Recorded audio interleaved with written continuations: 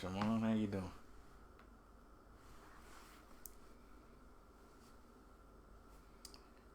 Here we go.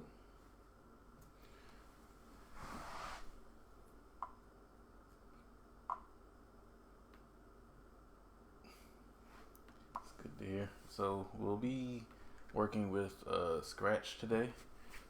Scratch is a simple tool to learn programming. It's more visual based, using building blocks instead of typing out lines of code. But we'll be diving into that shortly. On your own machine, if you can open up two windows at once, you should be able to see me on one screen and be able to work at your own pace on another. The website is scratch.mit.edu up here.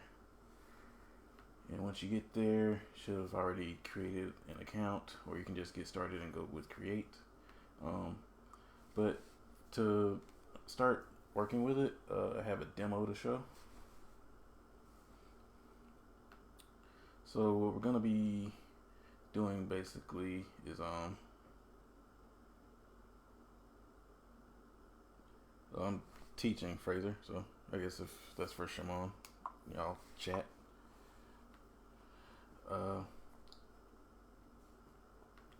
So start showing. The demo here is cat puffs, just to get an idea of what we're gonna be doing.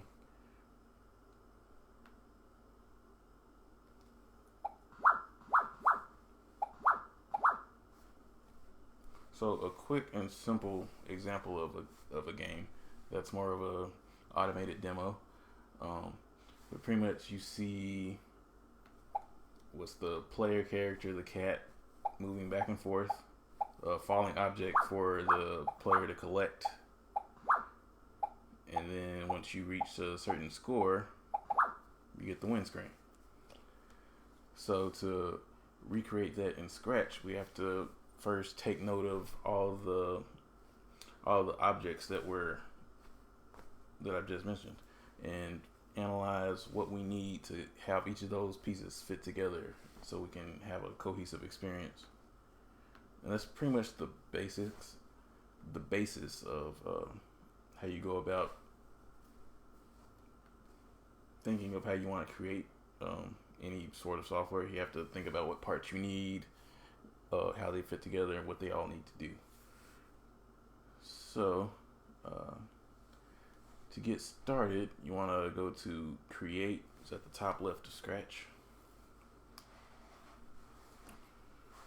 And then it'll open up to this new screen, which is the editor that they have. And first in the top left is the name of the project we're working on. It just generates a name for you. Here we can call it Cat Puffs Remix. You can name yours wherever you would like. Then below that we have a stage.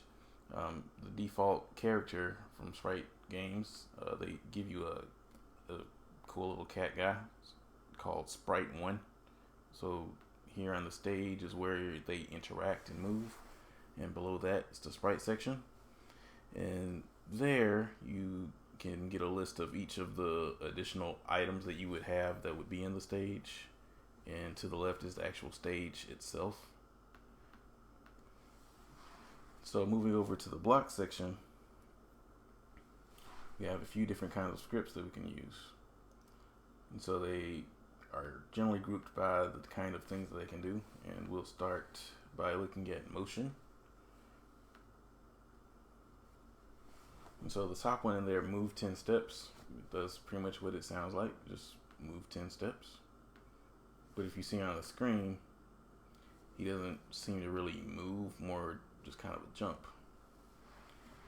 And if we want continuous movement, we have to kind of think about how we want to phrase that. And so if we go over to the control section, we get a little more options. And there is a block container called forever. And you can use that and put that around the move 10 steps, and then you can still kind of read it as kind of a sentence. So forever move 10 steps. And what would that do? If you click on it, it'll go in a loop of moving 10 steps. But still, that's not quite what we need. So let's start to think about this a little more broadly. So if you remember back on the demo, I started it by hitting this green flag up here. That's pretty much the start button for any Scratch project. And so we want to use the block when green flag clicked.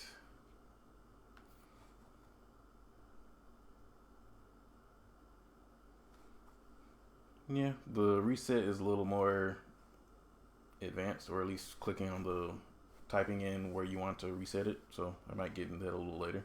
But thanks, Fraser, for the input. And so back to the scripts. When green flag clicked,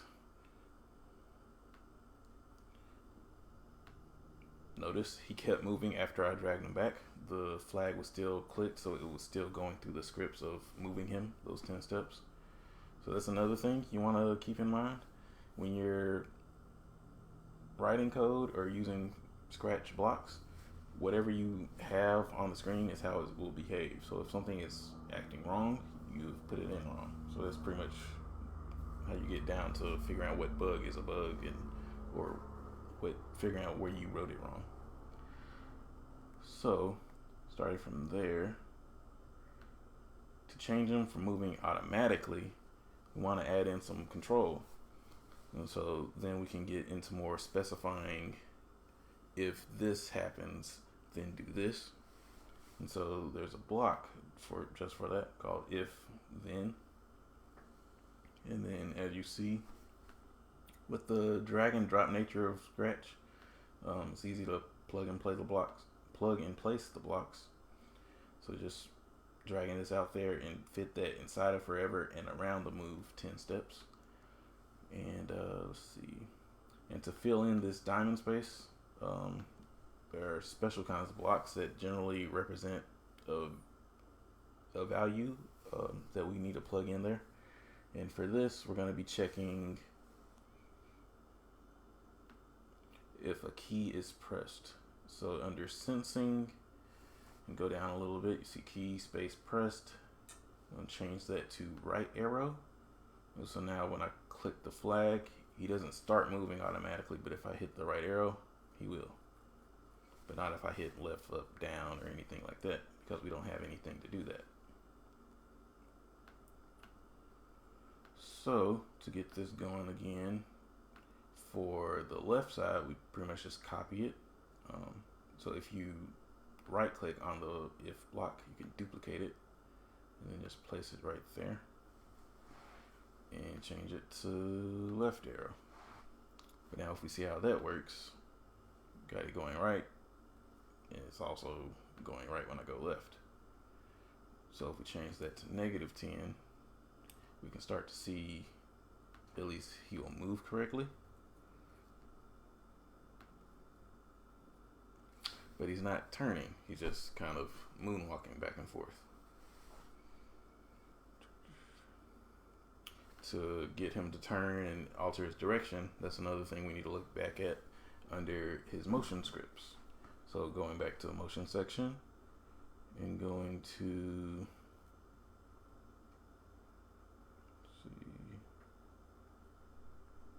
let's use point and direction. So we can kind of make this a little more complicated by seeing what direction to point him in.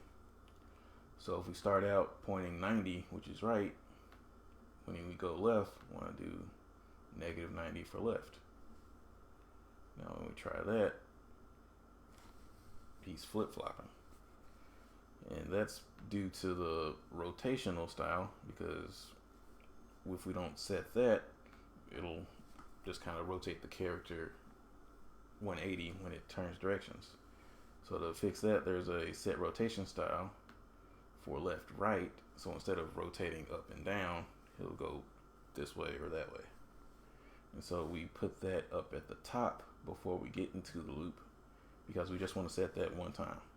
We don't want to change it each time we go to the right or to the left.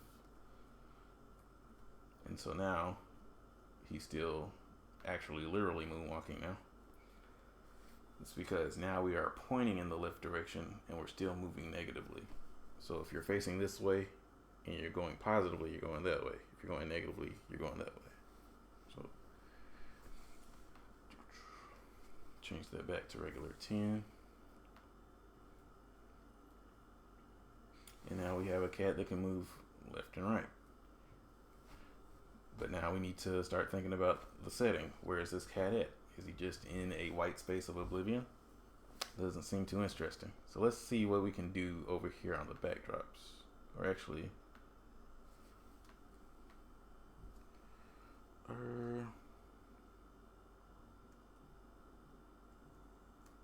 let's name our sprite just to make him not sprite 1. So I don't know if you guys know, but Pokemon came out like a couple weeks ago, and there's a cat called Litleo or something. So named him after that. He should be honored. Doom the cat. They can be your cat name. We'll keep it Litleo. Keep it fun and light. So on the backdrop here, for options below to new backdrops, there choose from library. We can paint the backdrop, upload a file, or take a picture. We're just going to keep things simple and choose from the built-in library. And let's see. And there's quite a few different kind of places you can take the cat, but I like to be outside, and I'm just going to go out to the boardwalk today. And so when you select that, it opens up this area over here on the right that we haven't seen before. So on the stage, it's called backdrops. Before the sprite character, it is called costumes. And I'll get to that in a second. But back on the stage for the backdrop, that's the image from the library, so we don't need to edit it at all here. So we can just go back to set it to scripts, and let's see. Now I'll go back to the cat, and so mention the difference between the backdrop, which would just be a single image for the background to have, or the costumes that each sprite can have. So pretty much it has different frames. So if you pay attention to the animations, cartoons, anything 3D, for them to move, it has to have a group of images that it moves through. And so the default here for the cat character is the two animation frames for walking. And so to make use of that, because we have the cat can walk, or he moves, but he doesn't quite walk. And so that can be adjusted under the look section. And in looks, we get a next costume block and add that with each walking area. And so now it's kind of walking up and down the boardwalk. Sunny day. Doom was before the cat? What? I don't know what you mean, sir. And so back to the, so we have the animating cat, and so we also need the falling object. And so to do that, we're going to have to make another sprite. And so with the new backdrop, it had its options down here, new sprites over here, and it's the same setup. You can choose from the library, which has the little spiky hair smiley face guy. Click on that. And then we can go down and use the cheesy puffs. And boom, right out over the ocean. So right now, just like when we started, when we start the game, the cheese puff won't do anything because its script section is empty. So let's go back to our starting point when flag clicked. And if you remember the way we had it, the way it was going in the demo, it falls, but it's not just one of them, it's multiples. So to start creating that multiple object creation, we need to go to the control section, and down at the bottom, they have clones. So clones is just, it'll duplicate the object so it can be multiple of them. So use this, create clone of myself. And actually, if we click it, start to see multiple cheese puffs.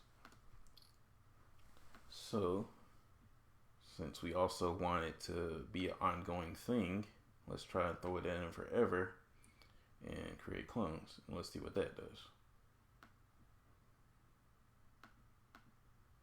And so once you click the flag, it starts creating clones. So if I keep pulling from here, pretty much never end. But we also notice that it's not falling. So to create the falling animation, it'll work a little bit like the walking, except, let's see, for instead of starting from the when flag clicked, we need to use when I start as a clone. So once the clone is created, it will have something for it to do. And so pulling out the forever block and the motion, move 10 steps.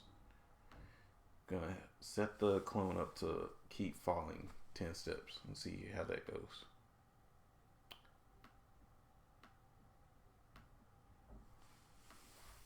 Alright, so we don't kind of want like a cheese ray gun, so we need to change it to move downward. So if you remember the point and direction block showed earlier, this time, since it's only going to go in one direction, we can put that above the loop, since it'll just set it for the one time. Point down. So click on the arrow over there, and it goes down to 180 down.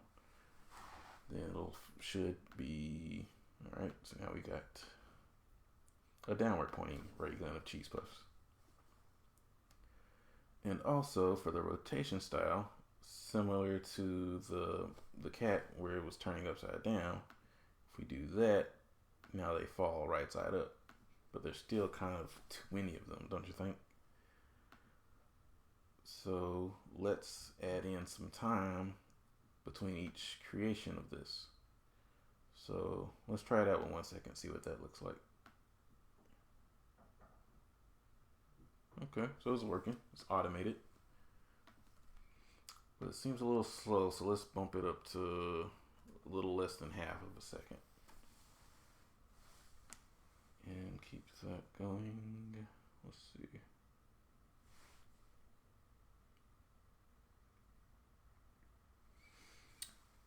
And also, if we pay attention, so it's kind of just generating from this one cheese puff right there.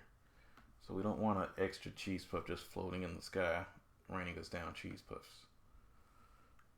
So we can hide it when we start, and then show it again after the clone has been created.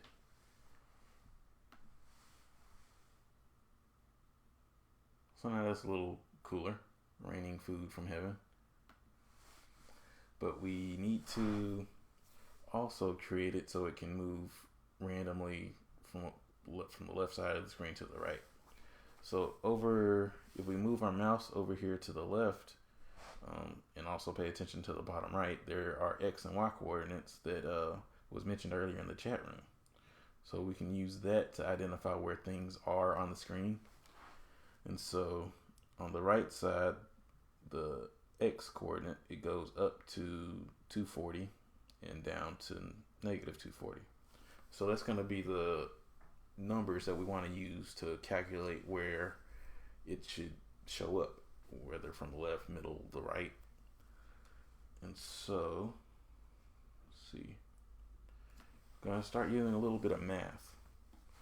Luckily, it's a little easy here in Scratch, here in the operator section. Let's see. And so to use the X and Y coordinates, can add that up here. And so you can put in a number for X and Y each, or you can plug in one of these, or this more accurately, to calculate that for you. And so it's pretty much just going to set the X to be a random number, and we had said it goes from negative 240 to 240. So now if we try this, start showing up at random points across the screen. But we also notice that it's still showing up like in the middle of the screen. So we want to move it up to the top. So if we check it again, the height of the screen is 180. And so if we go a little bit above that, up to 200, now it should seem as if they're just creating and coming into the screen now.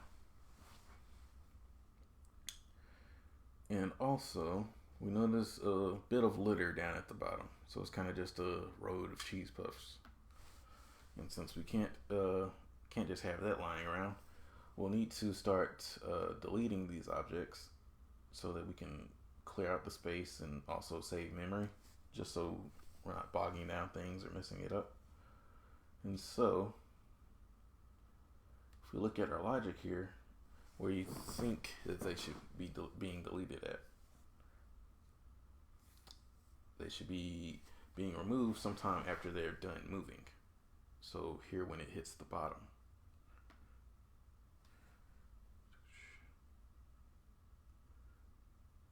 So, let's see.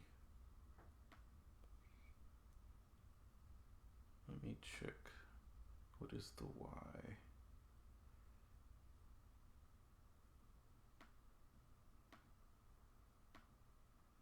Oh, that's invisible. So let's see.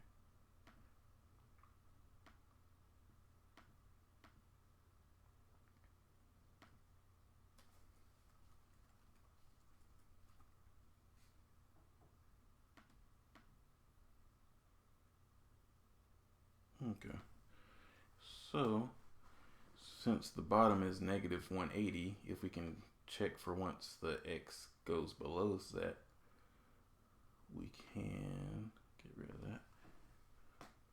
So we want it to keep moving unless it is, while it is above negative 180 in the Y. So forever move 10 steps. Until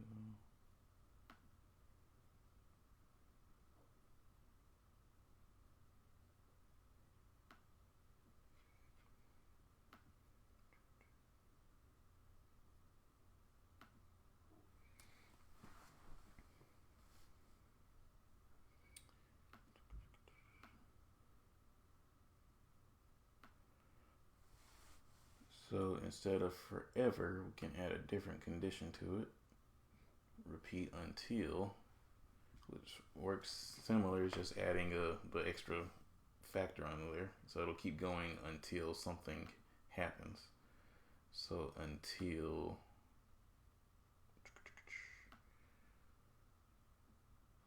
we can get the repeat until from the control section and get the equals block from the operator section.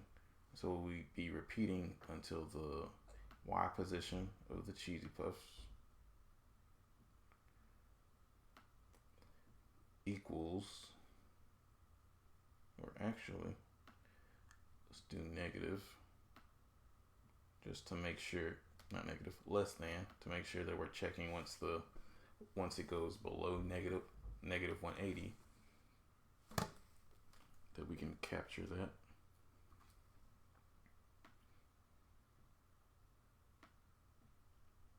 Let's try that again. Y position of cheesy puffs.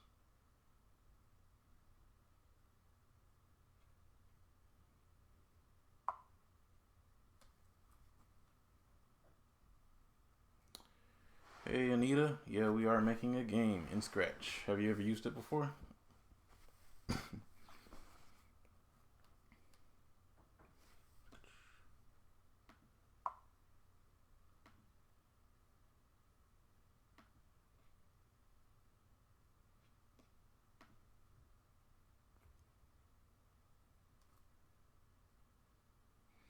Cool. So this is more just a intro for those that haven't used it. Just trying to see.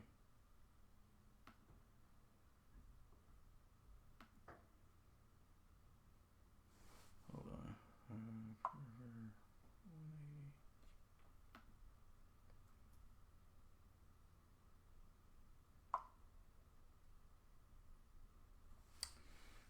I think I just end up using the collective we. So really a team of one at this point.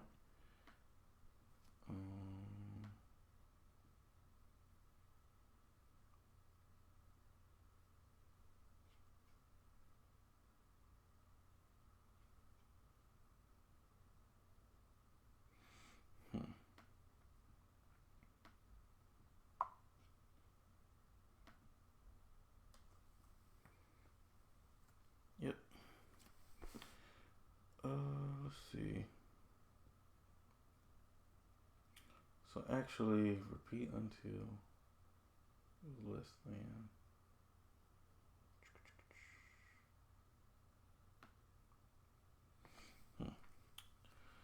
So sometimes there can be bugs that you can't even quite account for. So let's just rethink how we're going to do this. And pull back in the forever. And so we're going to check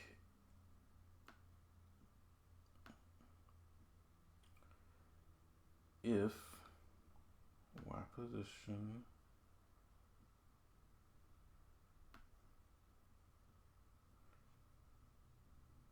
so if the position gets lower than negative 180, it should delete it, otherwise it should keep moving.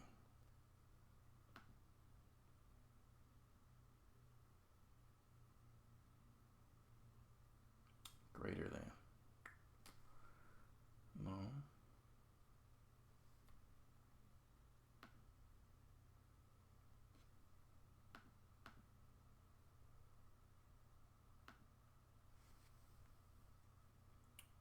That is odd.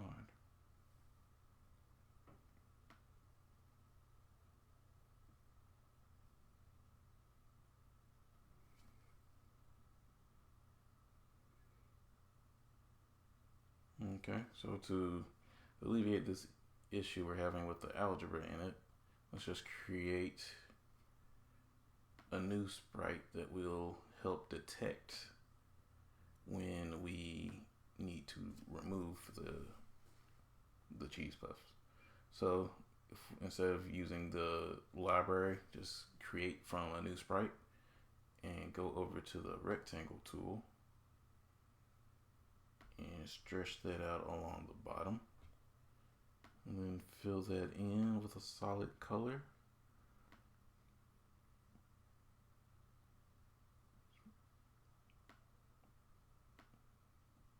And just place that in there. It's basically a floor object, and it'll also be able to we'll be able to detect that when the cheese puffs hit the, let's call this floor, when the cheese puffs hit that, to delete, so that they won't be continuously stuck at the bottom. And so now for the if, we can go back to sensing,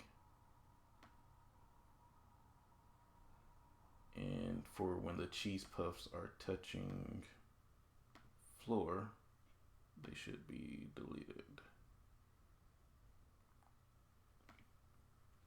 Otherwise, they'll keep falling and moving. So, but also we need an interaction for when it's touching the cat.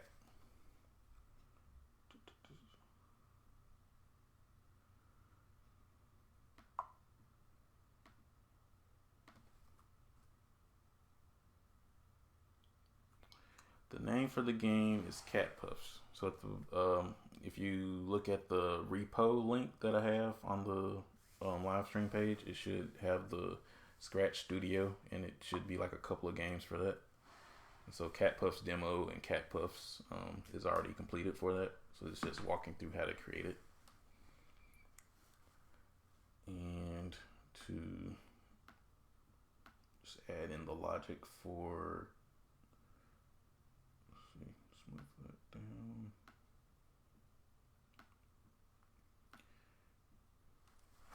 And so now when it touches the cat, we want it to do the same thing, but we're also going to add in what is known as a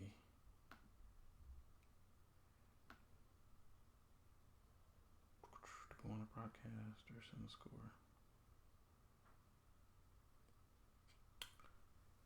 So this is where we're going to get into the score. So under the data section, we can make a variable. And to keep it simple, we're just going to name the variable score and leave that available for all sprites. And so now it's an indicator up in the top. And so when the cheese puff hits the cat, it'll increase the score by 1, and then it'll also delete. So test it out. Seems to be working. But also, since we've added this number, we want to keep it intact through different gameplays. We need to think about how it resets. So if we go back to the stage, just to keep things in a central location, when the game starts, we'll want to change the score. No, this is using Scratch, scratch.mit.edu. So it's pretty much just the tool we're using here. That's what we're programming with. And so when green flag clicked, we will set the score to 0. So when we start the game, start off with 0. And then when the cat catches the cheese puffs, get extra points. Let's see. So we got all of that going. Next thing we need is a win screen. So let's just make that with the new backdrop. So currently this is where our gameplay will be happening on the boardwalk. And so if we get a new backdrop for when we get a game over screen, let's see. Let's go to the spotlight stage. And add in a nice little message here with the text tool.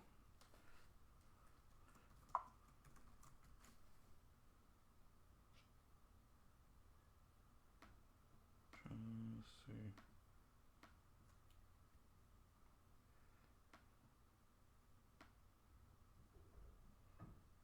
And so with that, you just pretty much click anywhere, and then you can start typing it in, and then you hit escape when you're done typing. And you get these transform tools that let you move it around. And so that'll be our win screen, but we want to keep it on the boardwalk. And so similar to how we used next costume block for the cat to walk, we'll also go back to looks and make sure that we set the correct backdrop when the game starts. So when it starts, it'll go back to boardwalk. Let's see.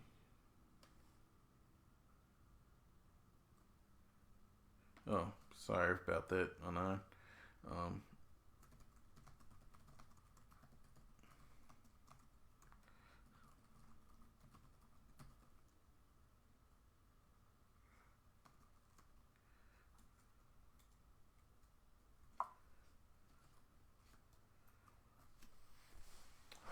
So let's see.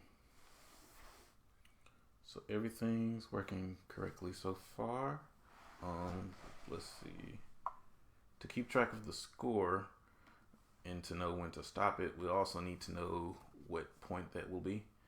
And so just make another variable to keep track of that, and we'll call that win. And when you see when we create variables, it shows them up on the screen, but we don't necessarily want to see win up there because it'll be a constant number. We just want to see the score on the screen so people can know how many points they have. And so when the game starts, we want win to be set to, set it to 10. So once you catch 10 cheese puffs, that means you've hit the right number to win and you win the game. And so to make room for that, we need to check when the score is the right number. And so to continuously check to see if the score is this or if the score is that, we'll need to use a forever loop again, and then an if block inside of there, and then the sensing section, or actually operators, I mean. And so forever if blank equals blank, so we'll be checking if score equals win, and then we will, what we're going to do, we are going to do what's called a broadcast. So a broadcast is pretty much going to send a message to throughout the game through all the objects. So it will broadcast game over.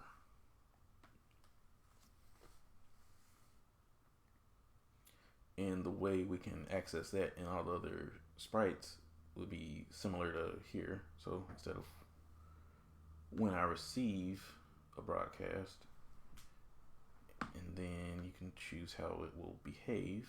So then we'll switch the backdrop, and it'll be a similar thing for each of the other sprites. So we can leave that going.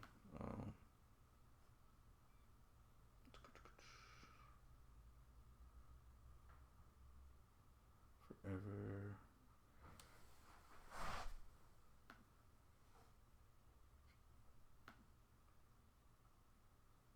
When I receive if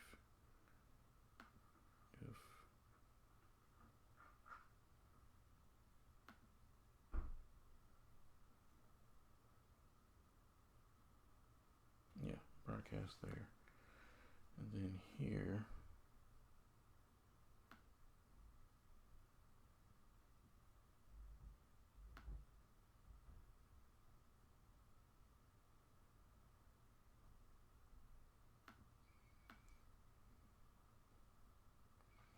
and so for the cheese puffs, we want to stop them falling, so we'll have the stop scripts in the sprite under its when it receives. So it'll keep making cheese puffs fall and fall and fall, and it'll keep happening until you get the score. And let's see how that goes. So moving left and right, trying to catch them.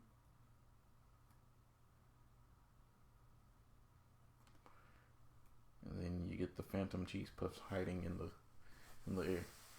So it's pretty much a basic game in Scratch. Start it over. So actually, just to make it a little nicer, we can throw in a few sound effects.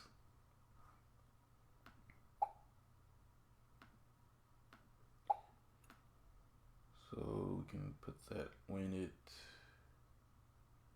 catches them. And then when they fall, you just don't hear anything.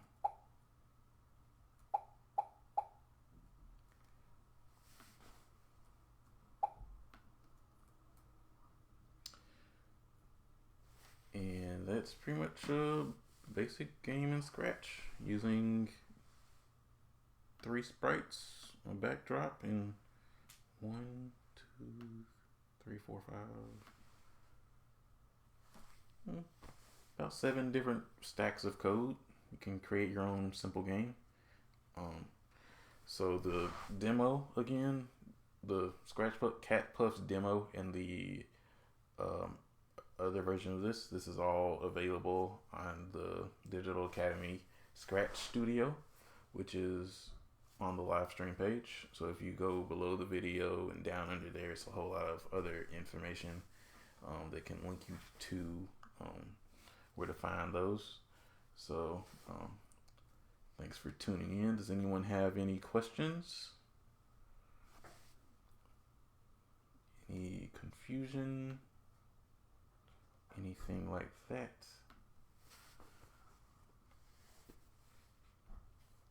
Because I'd like to thank you all for tuning in.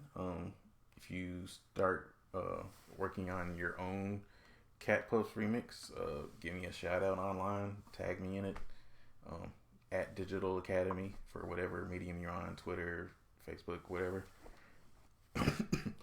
can shout me out with a link to your project, and yeah. Yeah, no problem, Joe Kelly. How did I find what? How did I find Scratch or live coding or?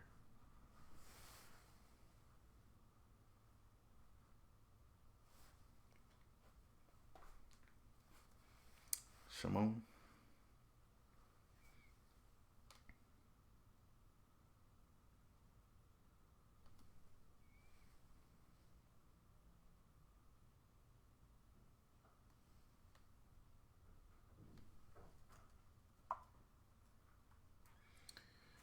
Hmm.